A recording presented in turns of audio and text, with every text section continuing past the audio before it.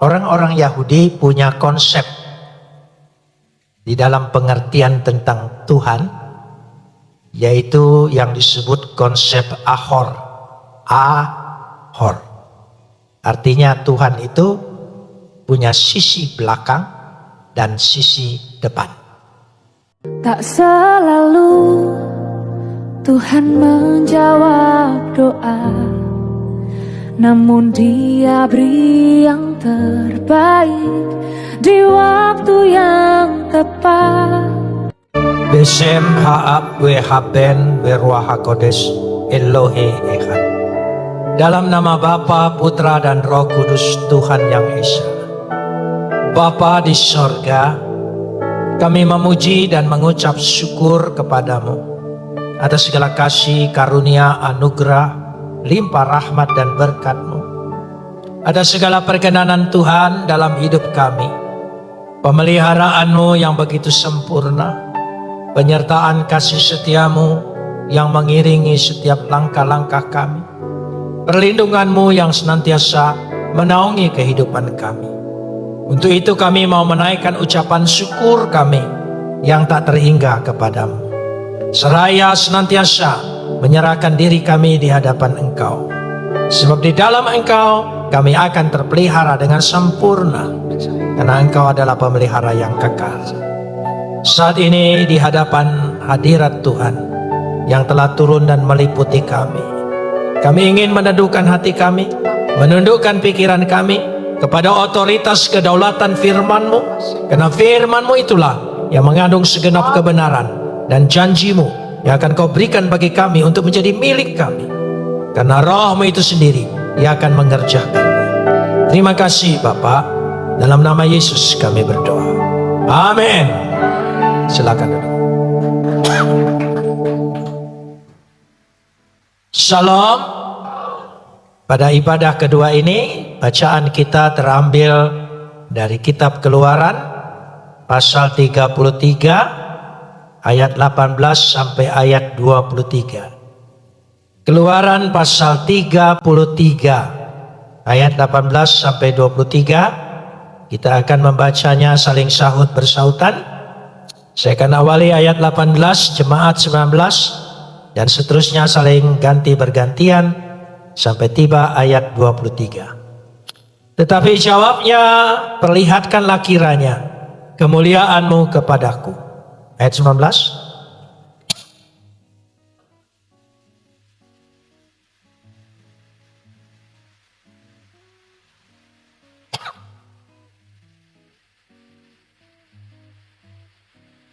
Lagi firman-Nya, engkau tidak tahan memandang wajahku, sebab tidak ada orang yang memandang aku dapat hidup.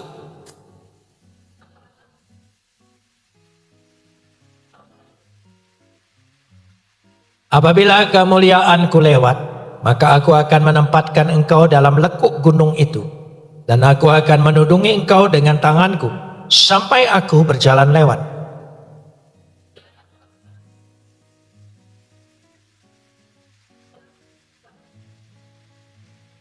Kapot leha Adonai Eloheinu kapot leha.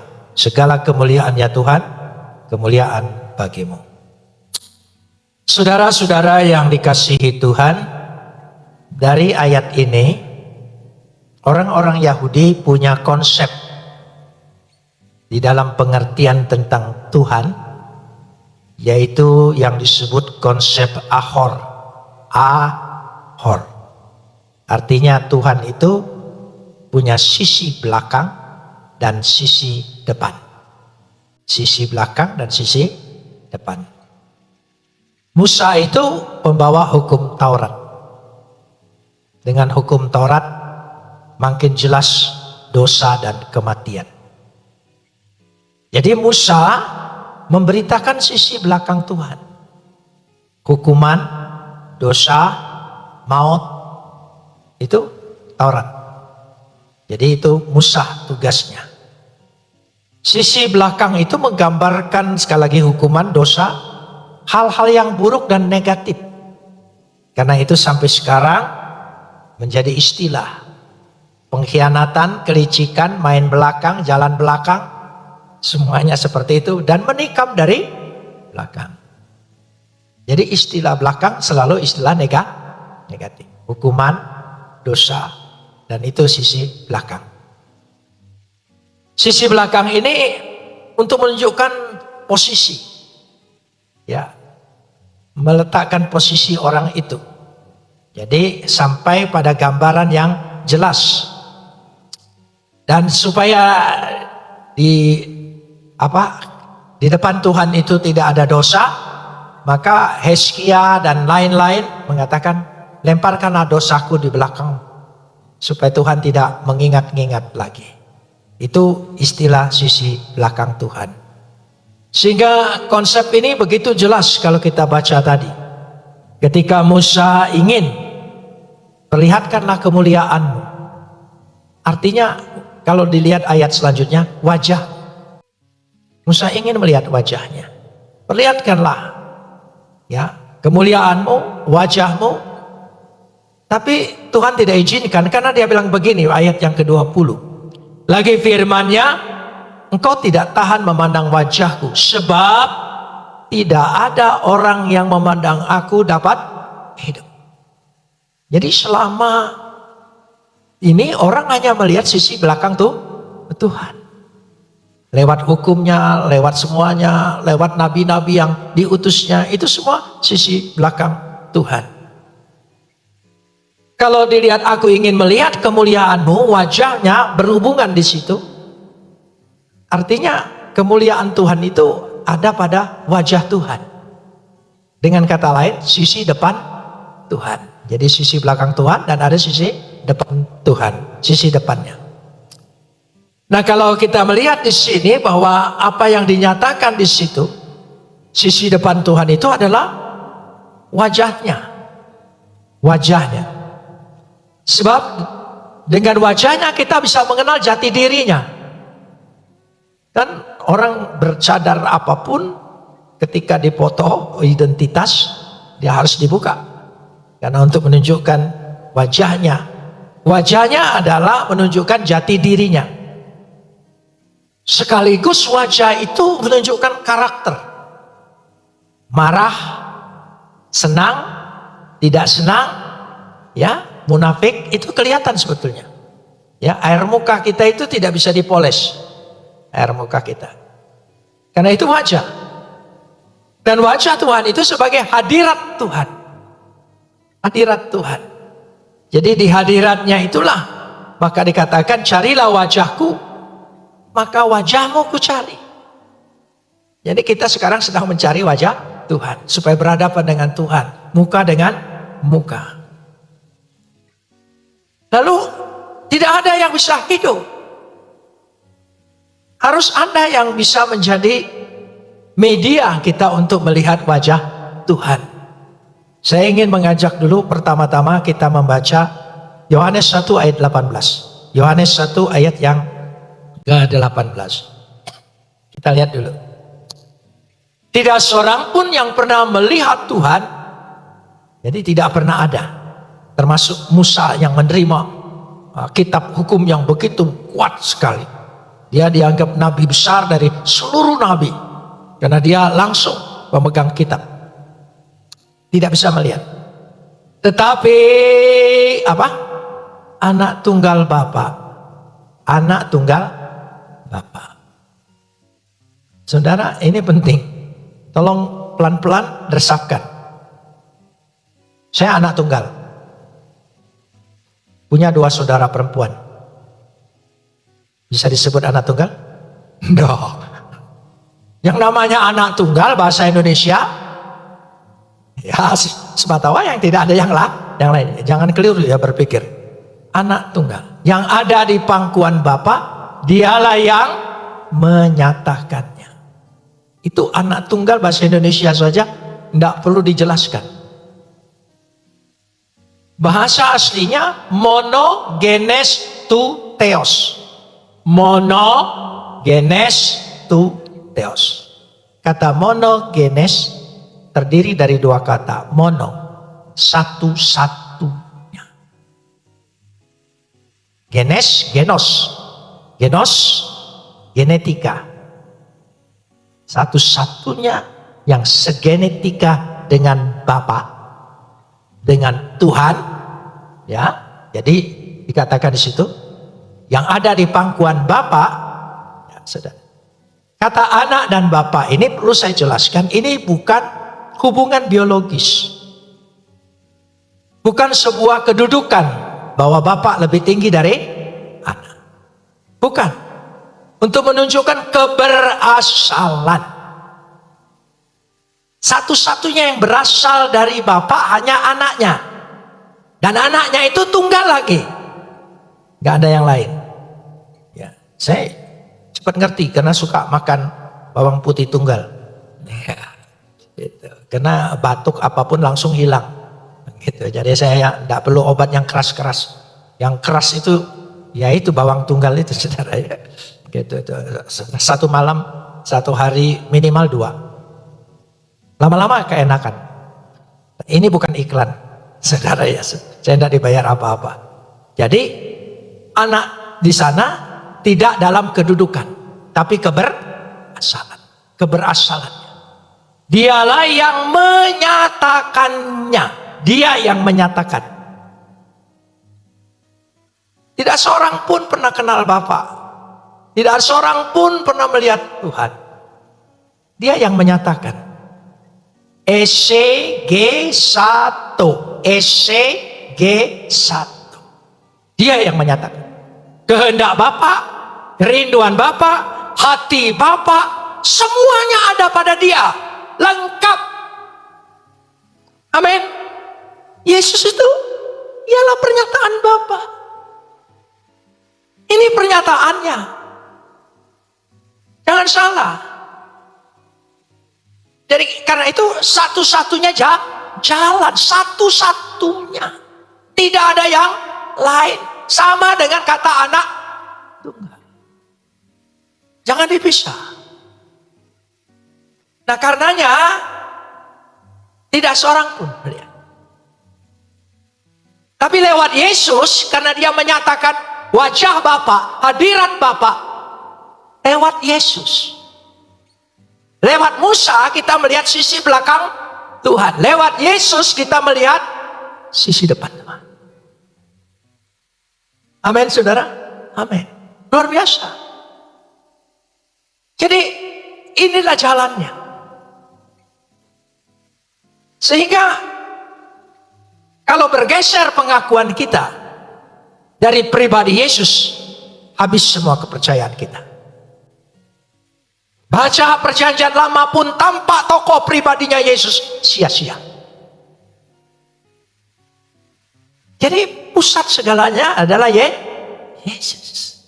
Karena pribadi ini saya pindah. Pribadi ini. Kalau pribadi Tuhan saja, oh aku sudah lebih kenal.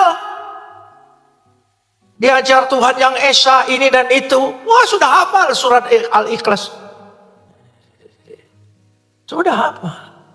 Sudah dipraktekkan. Tidak boleh musyrik. Ya, hanya satunya. Saya mengerti betul.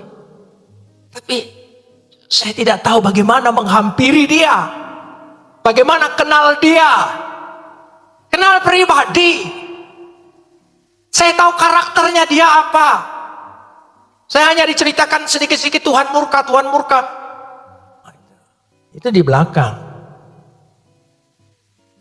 Tuhan penuh belas kasihan. Kasih karunia Tuhan. Wajah Tuhan yang penuh kasih ditampilkan oleh pribadi Yesus. Wajah Tuhan mengampuni kita ditampilkan oleh pribadi Yesus. Semuanya Yesus. Amin. Oh iya. Kalau saudara berubah, saya tidak akan berubah. Silahkan saudara berubah semua. Iya. Karena pribadi Yesus ini. Saudara. Saya lanjutkan dulu. Nanti saya ulangi apa yang saya ingin ingat ini. Yohanes 1 ayat 17. Supaya kita tahu sisi belakang Tuhan. Dan sisi depan. Sisi belakang. Dari ayat 18 sekarang mundur ayat 17. Ya, Yohanes 1 ayat ke-17. Ya. Sebab hukum Taurat diberikan oleh Musa. Tetapi kasih karunia dan kebenaran datang dari ya. Ini berbicara, makanya orang Yahudi konsep ahor tadi, sisi belakang dan sisi depan. Jadi saudara, sekarang kita beribadah berhadapan dengan apa? Wajah Tuhan, hadirat Tuhan, belas kasihan Tuhan, pengampunan Tuhan, kemurahan Tuhan. Amin. Beri kemuliaan bagi Dia. Itu ibadah kita. Kita tidak main belakang.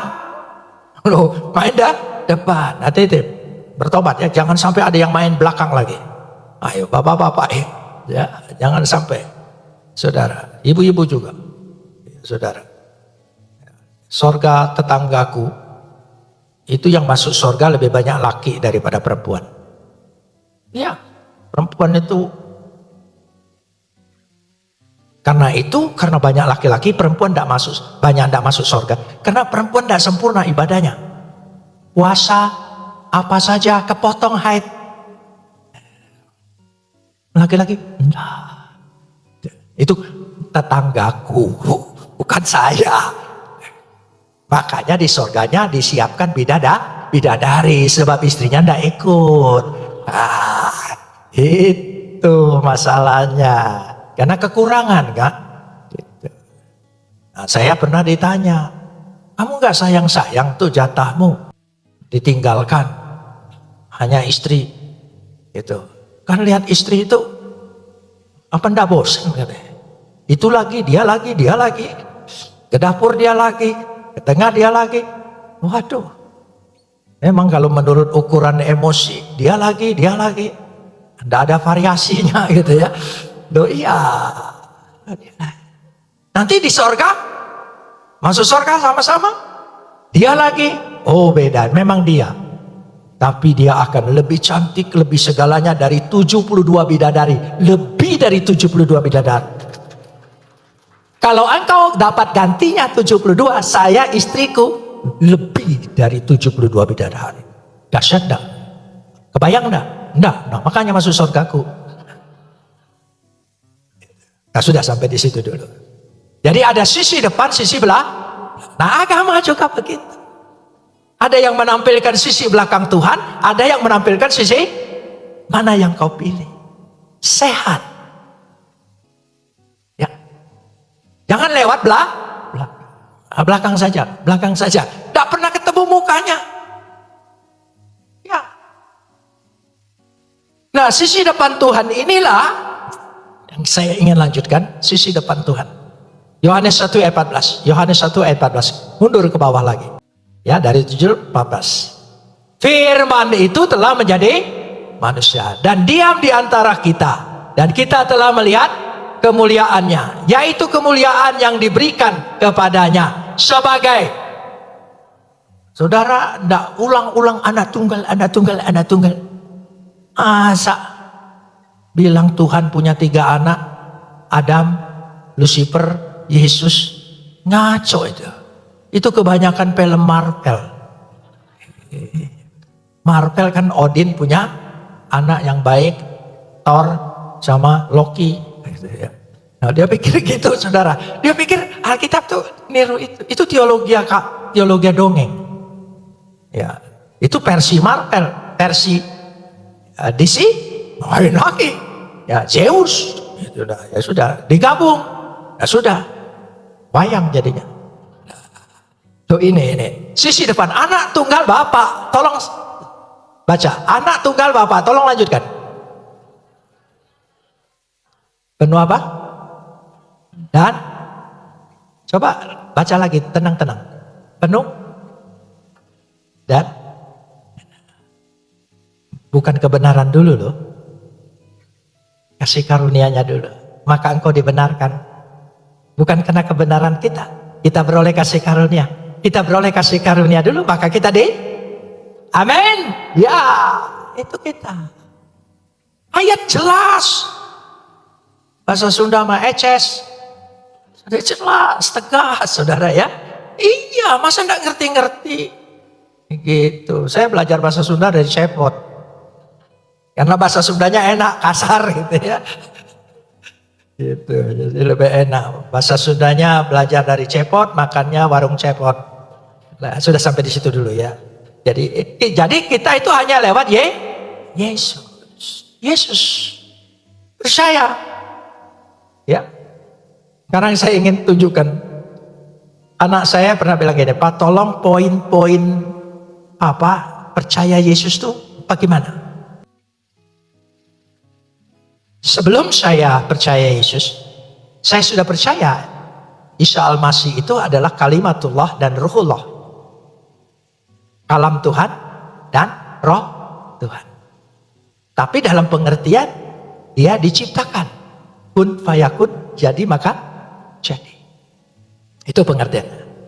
Waktu saya baca Alkitab, tepat ayatnya Yohanes 1 ayat 1. Ternyata firman Tuhan, kalam Tuhan itu adalah Tuhan. Baru terbuka saya. Dan saya percaya yang dikatakan Yohanes ini. Karena Yohanes ini murid Yesus. Ketemu dengan Yesus. Bicara dengan Yesus. Mendengar Yesus. Duduk dekat. Sebelah kanannya. Yesus nyender lagi. Di Yesus. Bau keringatnya. Dia hafal. Aramis itu. Ya maknya ini contohnya saja. Jadi kena. Lalu bicara tentang Yesus. Yesus itu firman Tuhan. Yesus itu adalah Tuhan. Saya percaya. 5 abad kemudian ada orang datang mengatakan, Yesus itu tidak disalib. Mana saya percaya lagi? Ini sumbernya dekat kan? Tidak pernah ketemu Yesus. Belum pernah dengar Yesus. Ya, mengatakan Yesus tidak disalib. Mana yang dipercaya? Ayo, jujur, pakai akal sehat. Ya, lalu datang lagi pendeta di zaman sekarang, Yesus bukan juru selamat. Mana bisa dipercaya? Amin, saudara. Keterlaluan. Belakangan datang, saudara. Yang abad kelima aja aku tidak percaya, apalagi abad 21 ini. Tidak percaya lagi, saudara. Tidak pernah ketemu Yesus, tidak segalanya. Yohanes ketemu Yesus, bersama Yesus. Dia mengatakan semua di Injil Yohanes. Saudara baca, langsung mengubah saya. Percaya Yesus, selamatlah aku. Amin, saudara. Selamat, terima kasih Tuhan. Ya, yang model begini diselamatkan. Ya, padahal masih banyak yang lebih baik. Ya gitu kan, banyak yang dari sekolah minggu sudah baik, pemuda baik, segala baik, semua sudah baik. Ini sekolah minggu tidak pernah, saudara ya, remaja tidak pernah masuk gereja, segalanya tidak pernah. Ya, tapi diselamatkan. Puji Tuhan, luar biasa. Ya, saya bersyukur. Ada 2 Abu Bakar di Indonesia. Ya, Tuhan bilang, nah Abu Bakar yang ini diselamatkan, Abu Bakar sana biarin aja.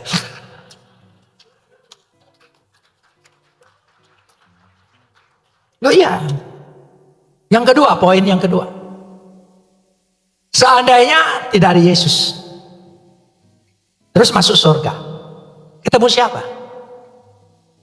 Ayo. Itu pertanyaan saya dulu. Ketemu siapa? Ketemu Tuhan. Kan Tuhan itu roh. Bagaimana bisa melihat roh? Apa karena alam roh sesama roh? Itu film Korea. Ya. Jadi ketemu siapa? Nanti kita masuk surga ketemu siapa? Ketemu siapa? Amin. Pasti surga aja, saudara. Ketemu Yesus. Tidak ada alam gaib lagi. Sudah alamnya nyata. Masa seumur-umur di dunia sampai akhirat alam gaib terus, saudara? Iya. Itu sebabnya saya percaya Yesus itu, tokoh itu. Amin. Oh iya. Nah sekarang, tadi pagi saya contohkan. Saya ingin contohkan lagi. Saya tutup dulu Alkitab. Sebelum dunia dijadikan. Ada siapa? Sebelum dunia dijadikan. Ini supaya saya tahu mana yang masuk pagi, mana yang masuk siang. Gitu. Sebelum dunia dijadikan, ada siapa? Dari mana tahu? Sok tahu. Itu kan kira-kira. Kira-kira. Jangan kebenaran kira-kira menurut pendapatmu, bukan. Waktu kita buka Alkitab, baru kita baca, pada mulanya Tuhan menciptakan langit dan bumi. Bereshit bara Elohim et hashisha mayim wiha et aretz. Pada mulanya Tuhan. Oh, ada Tuhan menciptakan. Oh iya, langit dan bumi. Oh, ini buktinya. Baru kita tahu ada Tuhan setelah ini ngomong. Lo ini ngomong kan baru dicetak tahun berapa dan berapa. Jangan lihat cetakannya. Ini kan yang ngomong dari sejak Abraham sudah bicara dari sejak Adam. Adam itu yang dicari Tuhan. Adam, di mana kau? Padahal Tuhan maha tahu. Makin tanya lagi. Untung aja zaman itu belum ada TikTok. Kalau ada TikTok, Tuhan nanya Adam, pasti Adam jawab. Nanya nih. Ya, bertanya-tanya lagi. Untung aja enggak ada. Jadi semuanya itu. Nah sekarang, kita orang berdosa. Kita mengaku dosa. Kita minta ampun. Diampuni? Dari mana tahu? Dari mana tahu? Harus ada bukti dong. Saya dulu minta ampun terus-terusan. Bertobat. Saya ambil suci, air suci itu tidak boleh batal. Batal ambil lagi. Saking menjaga kesucian. Tapi tidak suci-suci hatinya. Saudara, padahal pernah jalan ke jalan suci, enggak suci sudah. Loh iya. Bagaimana bisa kita tahu suci? Bagaimana kita tahu diampuni? Kali Yesus tidak mati menebus dosa. Amin. Ya, kita tahu kita sudah diampuni. Makin tahu dari mana? Makin tahu dari mana? Nanti sebentar lagi engkau makan tubuhku, minum darahku. Kita tahu kita sudah diampuni. Real. Pasti. Bukan konsep, bukan wacana, bukan angan-angan, bukan ideologi, karya. Amin. Aku ditebus karyanya jelas. Aku diampuni karyanya jelas. Aku diselamatkan karyanya jelas. Makanya orang yang tidak percaya Yesus juru selamat, waktu perjamuan kudus, dia kira-kira makan apa ya? Minum daging siapa? Darah siapa? Saya tidak tahu, saudara. Kan Yesus bukan juru selamat. Lalu dia berdoa kira-kira aminnya dalam nama siapa ya? Tanya aja mereka. Jangan tanya saya. Nah kita lanjutkan sekarang. Kita lanjutkan. Jadi Kolose 1 ayat 15 dulu. Kolose 1 ayat 15. Supaya kita jelas. Kita perlu Yesus. Hanya Yesus yang menunjukkan sisi depan ini. Ia adalah apa? Gambar Tuhan yang tidak kelihatan. Yang apa? Sulung. Lebih utama dari segala yang diciptakan. Dia gambar. Dia sisi depan Tuhan. Dia wajah Tuhan. Dialah kemurahan Tuhan. Dialah belas kasihan Tuhan. Dia. Hanya Yesus. Ayat yang ke-19. Kolose 1 ayat 19. Kolose pasal 1 ayat yang ke-19. Coba kita baca. Karena seluruh kepenuhan Tuhan berkenan diam di dalamnya. Amin. Luar biasa. Dia tempat berlembaganya Tuhan. Sehingga kita punya tempat. Jelas sekali. Ibrani pasal 1 ayat 3. Ibrani pasal 1 ayat yang ketiga. Ya. Ia adalah apa? Cahaya kemuliaan Tuhan dan gambar wujud Tuhan. Ya, gambar wujud, kurang bagaimana lagi. Dan menopang segala yang ada dengan firman-Nya yang penuh kekuasaan.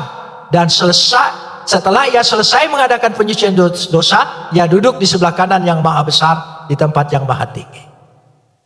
Luar biasa. Lewat Yesus kita sudah melihat sisi depan Tuhan. Amin. Kita tidak lagi lihat sisi belakang. Kemurahan Tuhan, belas kasihan Tuhan, hadirat Tuhan. Amin. Ya, janji jangan lari ke belakang lagi ya. Amin. Amin. Amin. Ya, jelas. Jangan main belakang lagi. Amin. Ya, tidak bisa. Saudara berusaha, laki-laki itu paling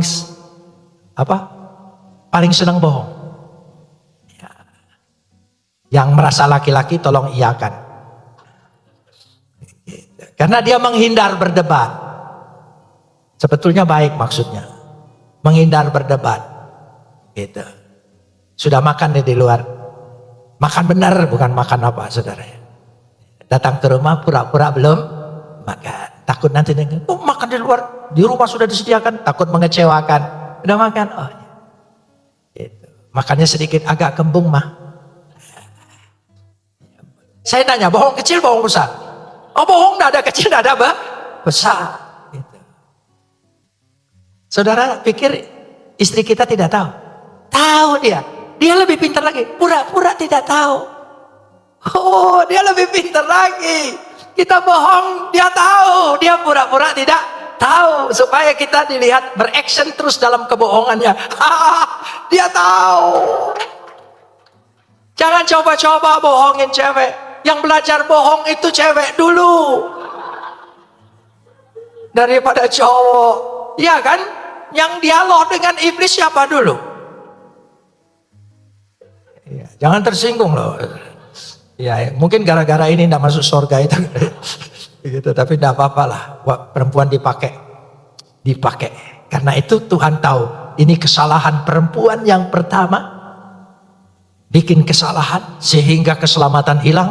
Pakailah perempuan bernama Maria untuk mendatangkan keselamatan. Amin. Ya, tolong ibu-ibu di gereja ini jadi apa? Maria. Amin. Bukan namanya berubah, saudara ya. Ya gitu. Apalagi namanya Maria, mantap, saudara ya. Ya sudah. Jadi di situ letaknya. Kita berhadapan dengan wajah Tuhan. Amin. Berdoa, beribadah, menyembah, dilihat oleh siapa? Tuhan. Amin. Kita tidak akan pulang dengan sia-sia. Musa saja setelah bicara dengan Tuhan, padahal lewat belakang kan? Tapi karena sudah bicara dengan Tuhan, terbukti apa? Wajahnya bercahaya. Oh, rupanya akibat bicara dengan Tuhan itu dahsyat, saudara. Bercahaya. Nah, saudara sekarang ini mendengar khotbah Yusuf Roni atau Tuhan? Saya hanya alatnya aja. Ya, Tuhan. Pulang bercahaya. Oh, luar biasa. Amin, saudara. Oh, pulang bercahaya, semua bercahaya. Amin. Gitu, karena ketepaan wajah Tuhan. Itu ya. Jadi sudah menular wajah Tuhan. Dari situ. Kenapa demikian? Mari kita lihat.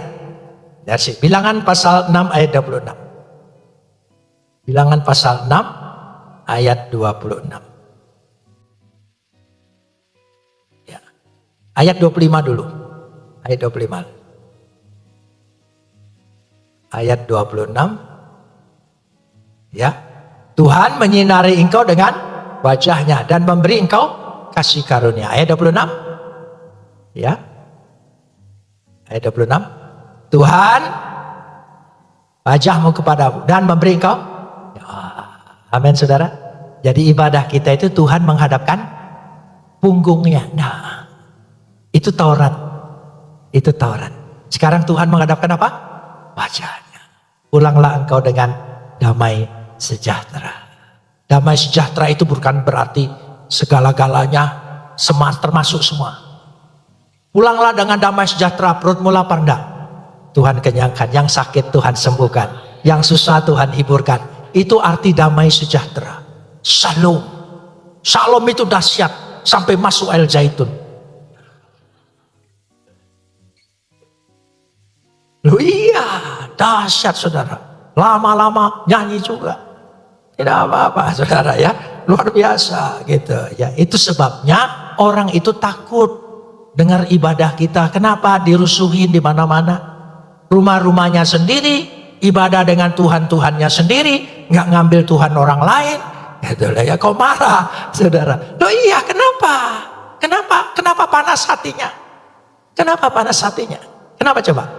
Ayo. Karena kita Habil. persembahannya diterima. Si Kain persembahannya tidak diterima. Makanya kenapa kamu panas hati, mukamu muram. Nah itu. Nggak ada yang datang nyetop ibadah. Permisi, bisa ndak? Tunjukkan. Itu aku dulu wajahnya seperti itu. Iya. Di Jalan Bima itu, ya, tahun 66 ada ibadah, saya gerbek ke sana. Itu Jalan Bima, penggerbekan pertama. Gitu. Padahal saya di Sunia Raja, kantor kapinya, markas kapinya, dekat Piadek itu dulu markas saya dulu. Serbu kita ke sana, karena dengar kabar dari teman. Ada yang nyanyi-nyanyi di sana, mengganggu kita. Gitu. GKI Kebon Jati itu saya tahun 66 mau dibakar oleh saya itu. Tapi nggak jadi. Karena di zaman itu di trotoarnya itu banyak tukang ban yang jualan. Jangan dibakar, nanti kita kebakar. Saya pikir ya sudah tidak jadi. Isinya saja kita bakar. Kumpulin semua. Anak buah saya bilang, susah Pak. Kursinya berat-berat. Kursi GKI itu kan panjang-panjang semua gitu. Dari Jati lagi. Berat. Jadi apa? Harus ada tanda dong kita sudah menjajah di sini. Kan GKI itu kan selalu Alkitabnya taruh di gereja kan di depan. Jemaat pulang enggak bawa Alkitab, itu masalahnya. Jadi kan di buku di belakang kursi itu ada tempat simpan Alkitab. Dikumpulin, saya bilang, kumpulin semua. Taruh, minta minyak tanah, siram, ya sebelum dibakar, padahal sudah kesiram, ambil satu untuk kenang-kenangan, untuk tanda bahwa sudah di sini, supaya bukti dengan Tuhan amalku ini, lalu dibakar. Dari sekian yang dibakar ada satu yang tidak dibakar, inilah yang membakar Abu Bakar. Amin saudara, itu penting. Tuhan itu punya maksud, punya rencana, punya kehendak. Sayang sekali. Makanya aku juga harus lebih sayang. Amin. Tapi sayangnya di Indonesia susah digerakkan.